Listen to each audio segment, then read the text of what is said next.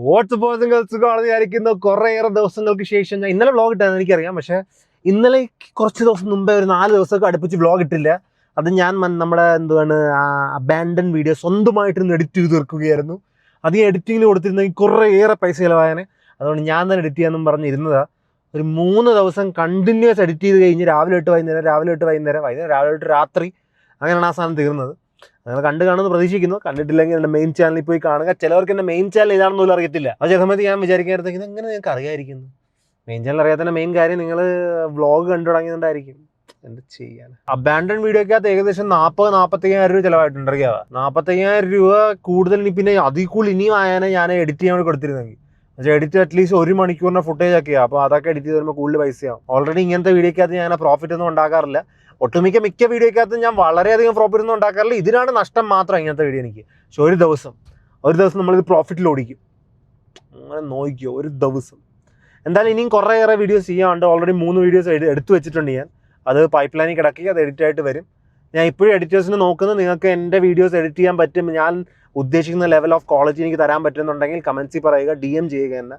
ഞാൻ ഇപ്പോഴും തപ്പിക്കൊണ്ടിരിക്കുക എഡിറ്റേഴ്സിനെയൊക്കെ. ഇപ്പോൾ തൽക്കാലം ഞാൻ എങ്ങോട്ട് പോകുമെന്ന് ചോദിച്ചു കഴിഞ്ഞാൽ I'm gonna get a little bit of trim and grooming session ചെയ്തേക്കാന്ന്. കഴിഞ്ഞ പ്രാവശ്യം ഇങ്ങനെ മുടിയിട്ടാൻ പോയപ്പം താടിയും പോയി എല്ലാം പോയി. ഓണത്തിന് ബംഗാളി തൂക്കി എന്നുള്ള സ്ഥിതിയായിരുന്നു. ഇപ്രാവശ്യം നമ്മളതില്ല. ഞാനിപ്പോൾ ആലപ്പുഴ നിൽക്കുന്നത്. ഞാൻ വേണമെങ്കിൽ മുടി വെട്ടാൻ വേണ്ടി ഒന്നെങ്കിൽ ആലപ്പുഴ ചെയ്യാം, അല്ലെങ്കിൽ ഞാൻ കോട്ടയം പോകാമെന്നും പറഞ്ഞിരിക്കുക. ഞാൻ ഇന്നലെ ഉറങ്ങിപ്പോയി ബോയ്സ്. എന്ത് ചെയ്യാനാ. ഞാൻ വളരെ ആകാംക്ഷയോടെ മുടിയൊക്കെ വെട്ടിയിട്ട് വീട്ടിൽ വന്ന് ജിമ്മിലൊക്കെ പോകാമെന്നും പറഞ്ഞിരുന്നതാണ്. ഒന്ന് ചെറുതായിട്ട് കിടന്നതാ, പിന്നെ അങ്ങോട്ട് കിടന്നേ പോയി. പിന്നെ രാത്രി ഞാൻ ലൈവൊക്കെ വന്നായിരുന്നു, വേറെ കാര്യം. അത് വെറുതെ പാതിരാത്രി കുറച്ച് 10-20 പേർക്ക് വേണ്ടി ഒരു സ്പെഷ്യൽ ലൈവ് എൻ്റെ ഗെയിമിംഗ് ചാനലിനകത്ത്. നമ്മുടെ ലൈവൊക്കെ സ്റ്റാർട്ട് ചെയ്യണം. പെട്ടെന്ന് ആക്കും ഞാനൊന്ന് സെറ്റായി വരട്ടെ. ഇപ്പം എന്താ നമുക്ക് നമ്മുടെ ട്രെയിനറിനെ കണ്ടിട്ട് വരാം ബോയ്സ്. അപ്പം ഈ മുടിയൊക്കെ ഓൾമോസ്റ്റ് സെറ്റാക്കി ഫുൾ ബിയർഡൊക്കെ ട്രിം ചെയ്ത് എനിക്ക് വയ്യ. സത്യം പറയണ ഫുൾ ലുക്ക് തന്നെ മാറിപ്പോയി.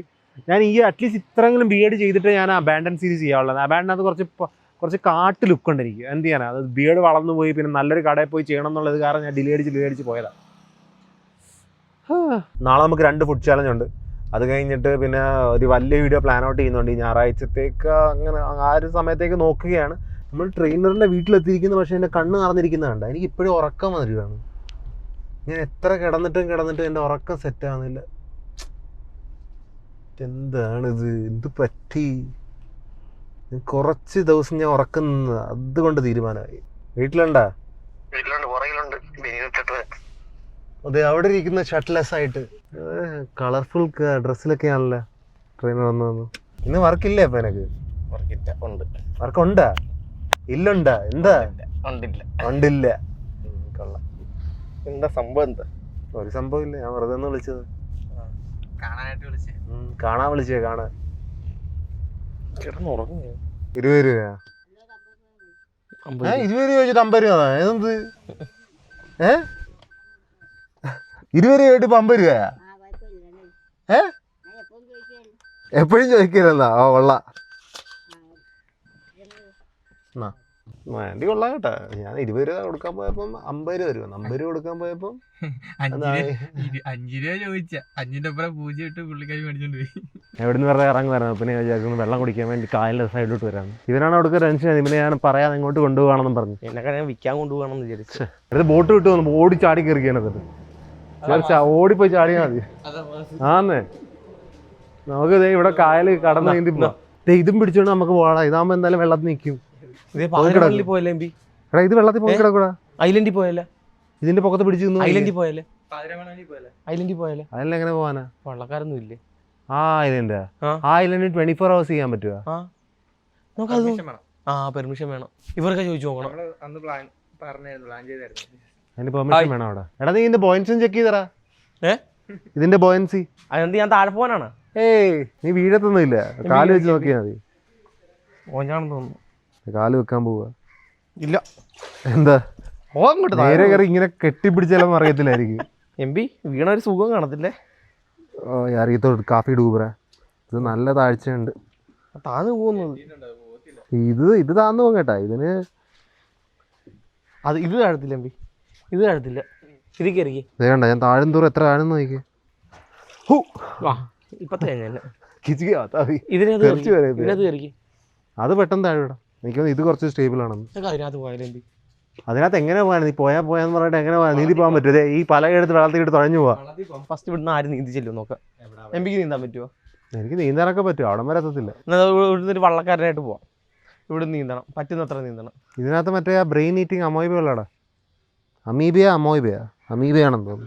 ബ്രെയിൻ ഈറ്റിംഗ് അമീബ എടുക്കാൻ എന്ത് പറയും ഞാൻ? എന്ത് പറയാനാ, ടാറ്റ പറയണം. നമുക്കൊരു റിസോർട്ട് എടുത്ത് ഇത് കൊടുത്താലോ, വാടകയ്ക്ക് കൊടുത്താലോ? എംപി റിസോർട്ട് എടുത്ത് വാടകയ്ക്ക് കൊടുക്കാൻ. റിസോർട്ട് എടുക്കുന്നത് എങ്ങനെയാ? റിസോർട്ട് എടുക്കണോ എങ്ങനെ? പൈസ മയക്ക് തന്നേക്ക, നിന്നെ വെറുതെ കാറ്റ് കൊള്ളാൻ വിളിച്ചതാ. ബൈ. നിങ്ങൾ ഇത്ര ഓക്കഡ് ആകേണ്ട ആവശ്യമില്ല. അത് പറയണം, നിങ്ങൾ ഇത്ര ഓക്കഡായിട്ട് നിൽക്കുക. നിങ്ങൾ എന്തായാലും വേണ്ട കബഡിക്ക. നാളെയാണ് ഗെയിം, ശനിയാഴ്ച.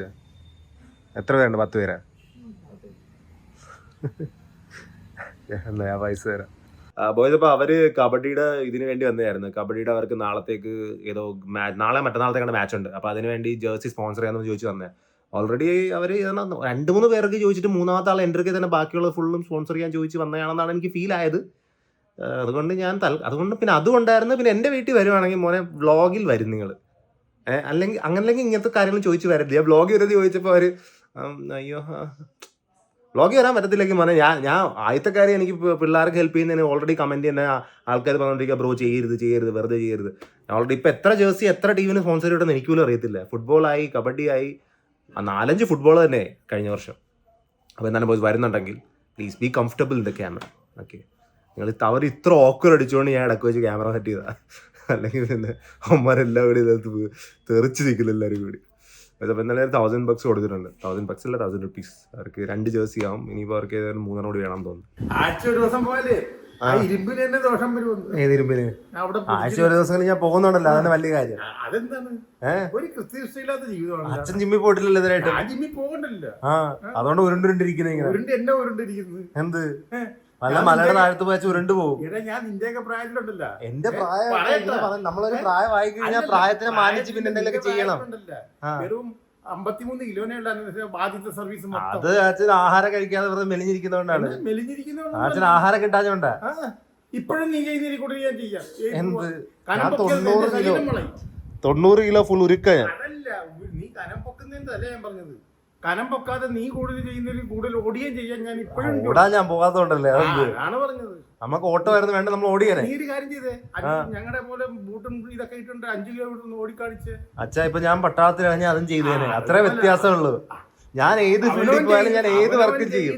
പട്ടാളത്തിലാണെങ്കിൽ പട്ടാളത്തിലുള്ളത് ചെയ്യും. അവരുടെ 100 കിലോമീറ്റർ ഓടിപ്പിച്ചാലും ഞാൻ ഓടും. ഒരു 3:20 എഴുന്നേറ്റ് കുളിച്ച ദിവസം ഒരാഴ്ച അടുപ്പിച്ച്. നമ്മുടെ ആവശ്യം അനുസരിച്ചാണ് നമ്മൾ ചെയ്യുന്നത്. ഞാനിപ്പോ എഞ്ചിനീയർ ആയത് എഞ്ചിനീയറിംഗ് സ്കൂളിൽ പോയണ്ട. ഞാൻ ഡോക്ടർ ആയനെ, ഞാൻ MBBS പോയിരുന്നെങ്കിൽ, ഞാൻ വക്കീലായനെ, LLB പോയിരുന്നെങ്കിൽ, ഏത് പോയാലും ഞാൻ പാസ്സായനെ. അതാണ് ഞാൻ പറഞ്ഞത്. ഞാൻ വിചാരിച്ചത് കുറച്ച് നാരങ്ങ കുടിക്കാന്നാണ്. പക്ഷെ 1000 രൂപ കൊടുത്തു കഴിഞ്ഞപ്പോ 12 രൂപ. പൈസയാണ് ഈ കാണിച്ചു വെച്ചത്. ഇതൊക്കെ എന്ത്? നാളത്തേക്ക് കോടികൾ വരേണ്ട ബാങ്ക് ബാലൻസ് ആണിത്. 12 എനിക്കൊരു കുഴപ്പമില്ല. ഇന്നത്തേക്ക് 2 നാരങ്ങ വെള്ളം കുടിക്കില്ല ഞാൻ. വെള്ളം കുടിച്ച വെള്ളമാണ് ഇപ്പൊ കാണിച്ചത്. അല്ല, ഞാൻ അവർക്ക് 1000 രൂപ കൊടുത്തില്ലേ, അപ്പൊ ബാക്കി 12 ഉള്ളൂ. ഏത് നേരം എച്ചിക്കണക്കാ? തീർന്ന കാര്യം കാണിക്കല്ലേ? എന്ത് പൈസയുടെ കണക്ക് എന്തിനാണ് പറയുന്നത്? ആര് കണക്ക് പറയുന്നു? കണക്കല്ല പറഞ്ഞത്. പൈസ പോയിട്ടെന്ന് പറഞ്ഞത് അല്ല, ഞാനത് കണക്കല്ല പറയുന്നത്. Mind difference. പൈസ ഏത് നേരം കണക്ക് വെച്ചാലുണ്ടല്ലോ. ആരും കണക്ക് വെക്കുന്നില്ല. എനിക്ക് സത്യം പറഞ്ഞാൽ ഓർമ്മ പോലും എത്ര മാസം കിട്ടാറുള്ളൂ. സന്തോഷത്തോടുകൂടി കൊടുക്കണം. പൈസക്ക് എനിക്ക് പുല്ല് വിലയാ കേട്ടാ. അത് ആൾക്കാർ ഇഷ്ടപ്പെട്ടില്ലെങ്കിലും ഞാൻ പറയുന്നത് ഇങ്ങനെയാണ്. പൈസക്ക് എനിക്ക് പുല്ല് വിലയാ. എൻ്റെ അടുത്ത് വന്ന് ചോദിച്ച് ഞാൻ എടുത്ത് കൊടുക്കും. എനിക്ക് വലിയ വിലയില്ലാത്തതുകൊണ്ട് അതിപ്പോൾ എൻ്റെ ഉണ്ടേ കൊടുക്കും, ഇല്ലേ കൊടുക്കത്തില്ല, അത്രേ ഉള്ളൂ. അതിന് കൂടുതൽ ഇനി പറയാനൊന്നും വേണ്ട. പൈസേനെ ഞാൻ വാല്യൂ കൊടുക്കും. പൈസ വെറുതെ ഉപയോഗിക്കാനുള്ളൊരു കൊമോഡിറ്റിയാ. അതിൽ കൂടുതലൊന്നുമല്ല. പൈസ ദൈവമല്ല കേട്ടോ. അത് നമ്മുടെ ഒരു ഉപയോഗിക്കാനുള്ളൊരു കൊമോഡിറ്റിയാണ്. നമ്മൾ ഉപയോഗിക്കുന്ന ഒരു സാധനമാണ്, വസ്തുവാണ് അത്. അതിന് കൂടുതൽ നമ്മള് സൈക്കോളജിയിലോട്ട് പോകണ്ട. സൈക്കോളജി അല്ലല്ല. പൈസ ഇയാള് കൊടുത്തെങ്കിൽ ഇടയിലുണ്ട് പൈസ കൊടുത്ത്. ഈ ബാലൻസ് എന്തിനു കാണിക്കുന്നത്? ബാലൻസ് എന്റെ ചോദ്യം, നീ എന്തിനാ? എനിക്ക് നാരങ്ങളും കുടിക്കണമായിരുന്നു. ഓ, അതിനില്ല. ഇല്ല, അവിടെ ഇല്ല പൈസ. ഇപ്പൊ കൊണ്ടുവരാം. അല്ലെങ്കിൽ തന്നെ അമ്മ, എനിക്ക് ഞാൻ പൈസക്ക് വേണ്ടി കൂടുതൽ നോക്കിയിരുന്നതിന്റെ ഈ മുമ്പിൽ ഇപ്പൊ 2 വണ്ടി കിടന്നേനെ. ഇവിടെ 2 വണ്ടി കിടക്കാത്തത് ഞാനിങ്ങനെ തോന്നി കണക്ക് പൈസ ആൾക്കാർക്ക് എടുത്ത് എറിയുന്നുണ്ട്. പൈസ എന്താ പെട്ടിയൊക്കെ ആയിട്ട് വരുന്നത് ഓപ്പണിൽ വെച്ച പൈസക്ക് ഭംഗി കാണില്ല. അതുകൊണ്ട് പൈസ വെക്കാൻ നേരത്തെ എപ്പോഴും നമ്മൾ ഒതുക്കി വെക്കണം. ഓപ്പണിൽ പൈസ നമ്മൾ വെച്ചുകൂടാ. അതുകൊണ്ട് ഞാൻ കൊണ്ട് പൈസ അവിടെ വെച്ചു. എനിക്ക് വേണ്ടി അടുത്ത വീഡിയോക്ക് വേണ്ടിയുള്ള കടം മേടിക്കുന്ന പൈസയാണ്. അയ്യോ, കടം മേടിക്കുന്ന അമ്മയുടെ കയ്യിൽ നിന്ന് കടം മേടിക്കുകയല്ലേ? എടാ, ഞാനൊരു കാര്യം പറയാം. ഈ കടം മേടിയില്ല, നമ്മള് ഞാൻ കൃത്യനിഷ്ഠയായിട്ട് പലിശ ഇല്ലാതെ തന്നിരിക്കും. അതല്ല, പൈസ ഇല്ലാതെ ഇതിനെ ഡബിളും ത്രിബിളും ഉണ്ടാക്കണം. ഡബിളും ത്രിബിളും ഉണ്ടാ, അതൊക്കെ ഉണ്ടാക്കാം. നീ ഉണ്ടാക്കണം പൈസ. മേടിച്ച പൈസ പലിശ തരാതാ ഞാൻ തന്നിരിക്കും.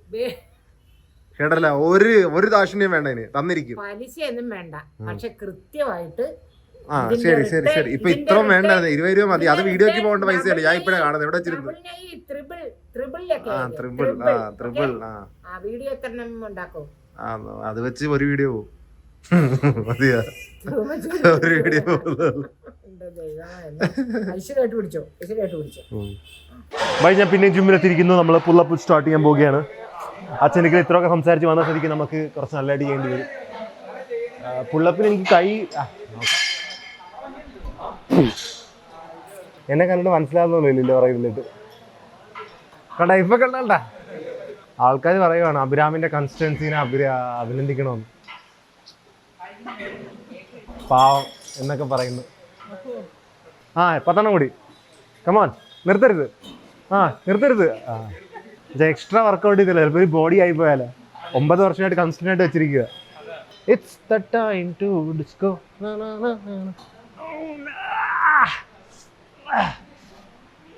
ഇന്നത്തെ അവസാനത്തെ വർക്കൗട്ടാണ് എൻ്റെ.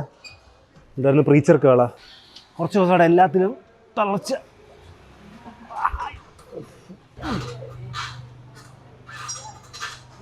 അപ്പോൾ ഞാൻ വീട്ടിൽ വന്ന് ഞാൻ ജസ്റ്റ് ഒരു നാരങ്ങ കുടിക്കാൻ വേണ്ടി പോകുന്നു. ഞാൻ യൂട്യൂബർ എവിടെയെങ്കിലും എത്തിക്കും എന്നുള്ളൊരു രീതിക്ക് വെദ്ധപ്പാടല്ല, അങ്ങനത്തെ ഒരു മൈൻഡ് സെറ്റ് ഇരിക്കുന്നതുകൊണ്ട് ഞാൻ ജിം എനിക്ക് അത്രയ്ക്ക് നല്ലതാണെന്ന് പറഞ്ഞു കഴിഞ്ഞാൽ അത്രയ്ക്ക് നല്ലതല്ല. എന്നാലും കുഴപ്പമില്ല. വന്ന ദിവസങ്ങളിലൊക്കെ, ഈ കഴിഞ്ഞ ദിവസങ്ങളിലൊക്കെ ഏകദേശം നോക്കിയാൽ മെച്ചം.